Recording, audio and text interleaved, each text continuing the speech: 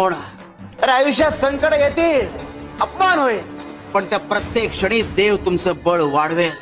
अरे शरीर, मन, आत्मा ही सगळी परमेश्वराची देणगी आहे आणि आत्मघात म्हणजे परमेश्वराच्या कृपेचा अवमान. जिथे संकट सहन करण्याची ताकद आहे तिथे विजय देखील आहे. अरे तुम्हाला वाटेल की तुम्ही हरलात, पण त्या क्षणी देव तुमच्यासाठी एक नवीन दिशा ठरवतो.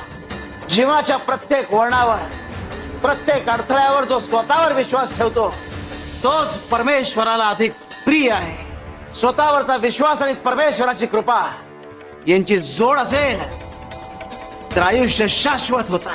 लढा, कारण संघर्षाचं फळ एक कायम गोड असतं. आणि जिथे श्रद्धा तिथे परमेश्वर. शिव हरी शंकर, नमामि शंकर, शिवशंकर शंभो, हे गिरिजापती भवानी शंकर, शिवशंकर शंभो.